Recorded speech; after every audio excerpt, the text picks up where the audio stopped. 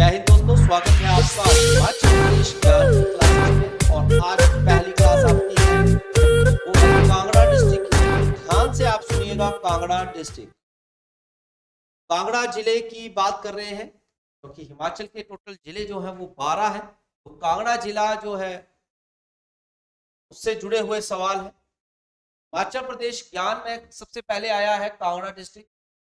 तो ये एक इसका शॉर्ट फॉर्म है कांगड़ा डिस्ट्रिक्ट की। आप इसको डायरेक्ट भी लर्न कर सकते हैं या दिमाग में आप जो है वो रख सकते हैं, बहुत ही अच्छा है।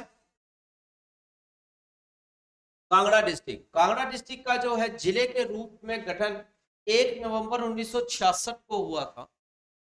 इसका मुख्यालय की बात करें तो धर्मशाला में है। जनसंख्या यानी कि जन घनत्व की बात करें तो 263 है। ये 2011 की जनगणना है क्योंकि उसके बाद जनगणना करवाई ही नहीं गई। नेक्स्ट आता है साक्षरता दर, यानी कि साक्षरता की बात करें तो 86.49 जो है वो रही है, यानी कि लिटरेसी रेट। कुल क्षेत्रफल की बात करें तो 5,739 वर्ग किलोमीटर है। जनसंख्या की बात करें अगर 2011 के अनुसार तो कांगड़ा की 15,07,223 जो है वो जनसंख्या थी। और लिंगानुपात की बात करें तो 1013 था। और दशकीय वृद्धि जो थी वो 12.56% से जो है वो बढ़ रही थी। 2001 और 11 के बीच को देखा गया है। प्रदेश की जनसंख्या का अगर हम बात करें कि पूरे हिमाचल में इसकी कांगड़ा का कितना योगदान था तो 21% जो योगदान है वो कांगड़ा जिले के ही था।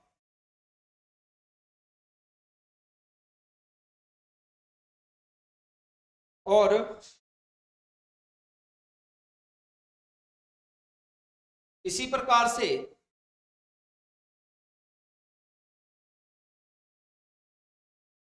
कुल गांव की बात करें तो 3,868 जो है कुल गांव है। ग्राम पंचायतों की बात करें तो 760 थी। शिशु लिंगानुपात जो है 873 है।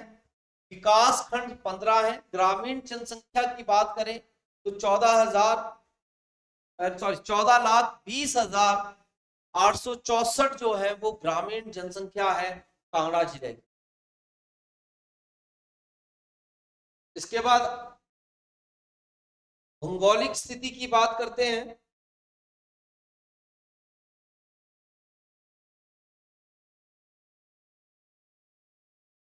तो भौगोलिक स्थिति जो है कांगड़ा जिले की, तो कांगड़ा जो है वो हिमाचल प्रदेश के उत्तर पश्चिम में स्थित है। कांगड़ा के दक्षिण में जो है वो ऊना, हमीरपुर और मंडी जिला है। इसके पूर्व में कुल्लू और लाहौल स्पीति है। और उत्तर में जो है वो चंबा और पश्चिम में पंजाब राज्य की सीमाएं जो है वो लगती हैं या अटैच है। प्रकार से जो भौगोलिक स्थिति है ये कांगड़ा जिले की, ये था कांगड़ा जिला जो कि आप देख पा रहे हैं। कांगड़ा के साथ जो है चंबा भी लग रहा है, पंजाब भी लग रहा है, ऊना भी लग रहा है, हमीरपुर भी लगता है, मंडी भी लगता है, कुल्लू भी लगता है, लाहौल स्पीति भी लगता है। ये आपको याद रखना चाहिए। पर्वत श्रृंखलाओं की बात करता हूं। गोलाधार पर्वत श्रृंखला कुल्लू से होते हुए बंगाल, यानी कि बड़ा बंगाल की बात करें, बंगाल क्षेत्र को पार करके कांगड़ा जिले में प्रवेश करती है। और ये चंबा के हाथीधार के समांतर यानी कि बराबर बराबर ही चलती है। नदियों की अगर बात करें तो ब्यास नदी जो है वो रोहतांग से निकलकर, ब्यास कुंड से निकलती है, रोहतांग से निकलकर कुल्लू और मंडी के बाद जसीमपुर तहसील के संधोल से कांगड़ा में प्रवेश करती है। ब्यास नदी नदौर से होते हुए बेरथल के पास कांगड़ा को छोड़कर पंजाब में जो है वो प्रवेश करती है। देहर या देहरा, चक्की खड कांगड़ा और चंबा की जो है वो सॉरी कांगड़ा और पंजाब की जो है वो सीमा यानी कि बॉर्डर भी बनाती है देहरगढ़। झीलों की बात करें तो कांगड़ा में डल झील, करेरी झील, ये करेरी जो है वो प्राकृतिक, पौंग झील, पौंग डैम भी बोलते हैं, जिसे महाराणा प्रताप सागर झील के नाम से भी जाना जाता है। इसको 1960 में भाखड़ा व्यास मैनेजमेंट द्वारा जो है वो बनाया गया है। ये इसकी टोटल जो झील की लंबाई 42 किलोमीटर है, बहुत बड़ी है। और ये एक कृत्रिम यानी कि आर्टिफिशियल यानी कि समझ रहे होंगे आर्टिफिशियल झील। परियोजनाओं की बात करें, कांगड़ा की प्रमुख पौंग जल विद्युत परियोजना है व्यास नदी पर, जो कि 396 मेगावाट की है। गज जल विद्युत परियोजना है, शाहपुर के पास है, ये भी 10 मेगावाट की है। और बनेर जल विद्युत परियोजना है 12 मेगावाट की। कितनी है? 12 मेगावाट। तो ये था भौगोलिक स्थिति कांगड़ा जिले की। के आगे अब हम स्टार्ट करते हैं इतिहास कांगड़ा का। पहले आपको बता देता हूं कि कांगड़ा रियासत जो है, यहां से हम क्वेश्चन शुरू करेंगे कि कांगड़ा डिस्ट्रिक्ट को पढ़ना। तो कांगड़ा रियासत का जो प्राचीन इतिहास जो है या प्राचीन समय में जो है, कांगड़ा जो है वो तिब्बत के नाम से बहुत ज्यादा मशहूर, और इसकी स्थापना जो है वो महाभारत युद्ध से पूर्व यानी कि पहले की मानी जाती है। याद रखिएगा, इस रियासत की स्थापना भूमि चंद ने की थी, जिसकी राजधानी मुल्तान यानी कि पाकिस्तान थी। वंश पीढ़ी की बात करें कि 234वें राजा शर्मा ने जलंधर, एक राक्षस भी का नाम है, ध्यान रखिएगा, तिब्बत के कांगड़ा में किले की स्थापना की थी। शर्मा ने जालंधर का नाम भी जलंधर राक्षस के नाम पर रखा है। वो जलंधर तिब्बत के कांगड़ा में किले की स्थापना कर उसी को अपनी राजधानी बनाया था राजा सुशर्मा ने। तिब्बत का शाब्दिक अर्थ अगर मैं बात करूं, अर्थ क्या है तिब्बत का, तो 3 नदियों की भूमि है, यानी कि रावी, व्यास और सतलुज। 3 नदियों से इसको जोड़ा गया है। और बाणगंगा, कुराली, युगल के संगम स्थल को जो है वो त्रिगत कहा जाता है। जालंधर की बात करें, जालंधर पुष्प पुराण और कनिंघम के अनुसार, पद्म पुराण और कनिंघम के अनुसार जालंधर नाम का एक दानव जालंधर से लिया गया है, इसको भगवान शिव ने मारा था। तो जालंधर का नाम जो है वो जालंधर दानव था, उसी के नाम पर रखा गया, जैसे मैंने आपको पहले भी। राजधानी की बात करते हैं तो त्रिगत की राजधानी नगरकोट की वर्तमान में कांगड़ा शहर है, जिसे भीमकोट, भीमनगर या सुशर्मापुर के नाम से जाना जाता था। शहर की स्थापना सुशर्मा ने की थी, सुशर्मापुर कहा जाता है।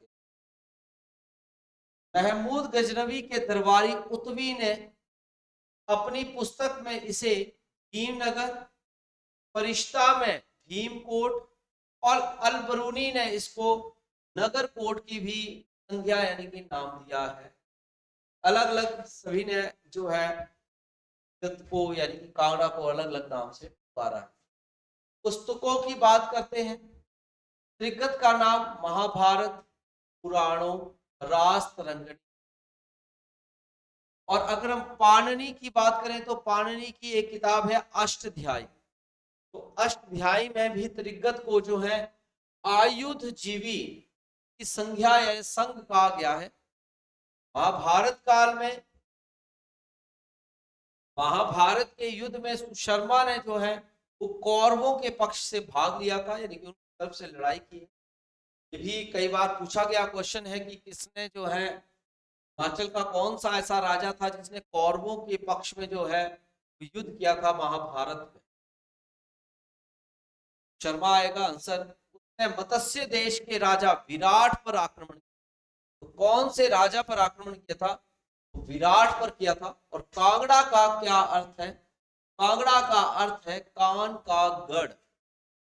कान का गढ़ मतलब जब भगवान शिव ने जलंधर राक्षस या दानव को मारा, उसके कान जिस जगह पर गिरे थे वो कालांतर में जगह जो है वो कांगड़ा कहलाया।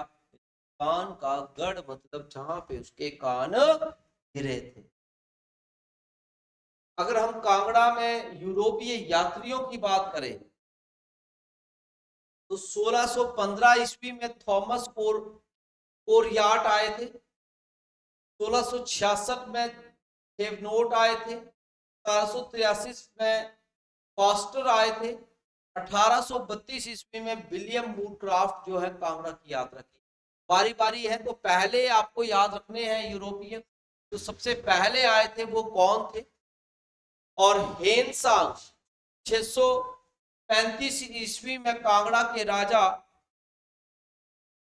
उतियो यानी कि उतिमा के मेहमान बनकर जो है वो कांगड़ा आए थे। तो ये भी इंपॉर्टेंट रहेगा। और वे पुनः जो है पुनः यानी कि दोबारा से जो है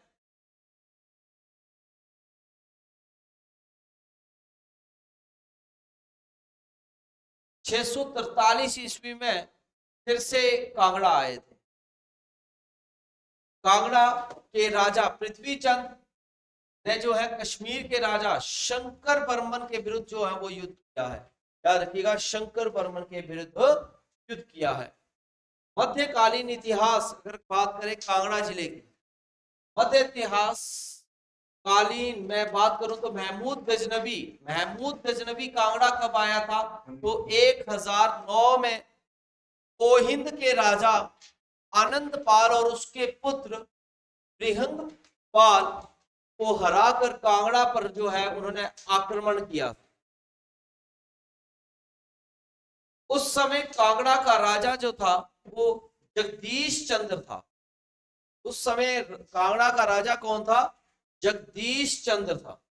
और कांगड़ा किला जो है वो 1043 ईस्वी तक जो है वो तुर्कों के कब्जे में रहा। और 1043 ईस्वी में कांगड़ा किला तोमर राजाओं ने आजाद करवाया, परंतु वे 1052 में पुनः तुर्कियों के कब्जे में आ गया था। 1060 की अगर बात करें तो कांगड़ा राजाओं ने पुनः कांगड़ा को जो है फिर से करवाया, उन्होंने कब्जा कर लिया। और 70 में पदमचंद और पूर्वचंद जो कि जसवान राज्य के संस्थापक थे, उन्होंने उसके ऊपर यानी कांगड़ा के ऊपर फिर से राज किया था। इसी प्रकार से अगर मैं तुगलक वंश की बात करूं तो पृथ्वीचंद 1330 ईस्वी में मोहम्मद बिन तुगलक के 1337 ईस्वी में कांगड़ा आक्रमण के समय कांगड़ा का राजा था। और फिरोज शाह तुगलक ज्वालामुखी मंदिर यानी कि ज्वाला जी की बात कर रहे हैं, वहां से 1300 किताबें फारसी में अनुवाद करने के लिए ले गया। और इन पुस्तकों को का फारसी में अनुवाद करके उसने क्या नाम रखा? दलील ए फिरोज शाही। और इसके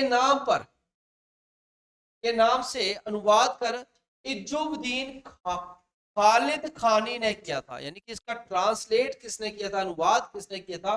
तो वो इजुद्दीन खालिद खानी ने किया था ट्रांसलेट। फिरोज शाह तुगलक के पुत्र नारूहान ने 1389 है ना, मैं भाग कर नगरकोट की पहाड़ियों में शरण ले ली थी और कांगड़ा के राजा सागर चंद को 1375 ईस्वी था, यानी कि उस वक्त उन्होंने जो है वो शरण ली थी। नेक्स्ट आता है तैमूर लंग। कांगड़ा के राजा बेगचंद 1390 की बात करें 1390 के समय में 1398 में तैमूर लंग ने शिवालिक की पहाड़ियों को भी लूटा था। क्वेश्चन यहां से बनेगा कि तैमूर लंग ने जो है शिवालिक की पहाड़ियों को कब लूटा था, ये याद रखना चाहिए, या किसके काल में लूटा था। वर्ष 1399 में वापसी में तैमूर लंग ने के हाथों घमेरी, घमेरी किसका नाम है, नूरपुर का नाम है। ये भी पूछे जाने वाला सवाल है कि कब जो है तैमूर लंग ने घमेरी को लूटा था, या नूरपुर को लूटने वाला बताइए कि कौन था या कब लूटा था। हिंदूर, यानी कि हिंदूर किसका पुराना नाम है, नालागढ़ का है। वहां के राजा आलमचंद ने जो है तैमूर लंग की हेल्प भी की है, मदद भी की है। नेक्स्ट आ जाता है हरिचंद और करमचंद, यानी कि हरिचंद के बारे में। एक बार शिकार के लिए हड़सर यानी कि गुलेर गए, जहां वे अपने सैनिकों से बिछड़ गए और कई दिनों तक वो नहीं मिले, और उन्हें मरा समझकर करमचंद को राजा बना दिया। भाई तू राजा बन जा, तो मिला नहीं। तो हरिचंद को 21 दिन बाद व्यापारी राहगीर ने खोजा था। तो हरिचंद को अपने भाई के राजा बनने की जो है समाचार मिला, तो उन्होंने हरिपुर में किला वो राजधानी बनाकर गुलेर राज्य की जो है वो स्थापना की थी। आज भी गुलेर को कांगड़ा के हर त्योहार उत्सव में प्राथमिकता मिलती है, क्योंकि वे कांगड़ा वंश के बड़े भाई द्वारा स्थापित किया गया है। इसलिए गुलेर जो है राज्य को का नाम जो है हर जगह लिया जाता है। और संसार चंद प्रथम और करमचंद का ये बेटा था, जो कि 1430 में ये राजा भी बना है। तो नेक्स्ट आ जाता है मुगल वंश। धर्मचंद, मानिकचंद, जयचंद, विधिचंद, ये अकबर के सभी समकालीन थे। पेपर में ये पूछा जाता है विधि चंद किसका समकालीन था, तो आपको आंसर याद रहना चाहिए, वो है अकबर। तो वाकत ए अकबरी के नाम से के अनुसार किताब का नाम है, खान जहां ने जो है 1572 में कांगड़ा किले पर कब्जा कर लिया, परंतु हुसैन मिर्जा और महमूद मिर्जा के पंजाब आक्रमण की वजह से जो है इन्हें छोड़ना भी चाहा था। अकबर ने टोडरमल को पहाड़ी क्षेत्रों को मापने के लिए भी भेजा है, याद रखिएगा, क्योंकि ये इसका दरबारी था। और इतने में विधि चंद ने पहाड़ी राजाओं को से मिलकर जो है फिर उन्होंने विद्रोह किया था। नेक्स्ट आ जाता है साथ में ही त्रिलोक चंद। तो त्रिलोक चंद और हरिचंद ये जहांगीर के समकालीन थे। देख आपने ये ही नोट करना है कौन किसका समकालीन था।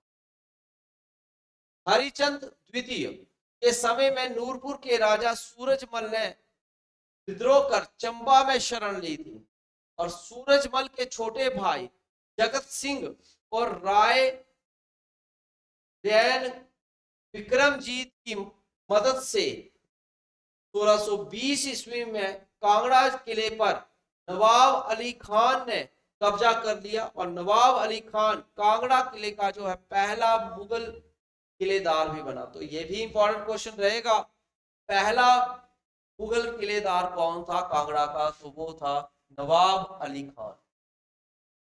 जहांगीर ने अपनी पत्नी नूरजहां के साथ सिब्बा यानी कि गुलेर होते हुए कांगड़ा आए थे। ये कांगड़ा किले में एक मस्जिद बनवाई है, तो याद रखिएगा कि कांगड़ा किले में जो है मस्जिद किसने बनवाई थी, तो ये भी जहांगीर की ही बदौलत बना है, ये भी याद रखिएगा। और वापसी में नूरपुर और पठानकोट होते हुए वापस चले गए थे, तो ये भी हमारे लिए इंपॉर्टेंट रहेगा। नेक्स्ट है चंद्रभान सिंह।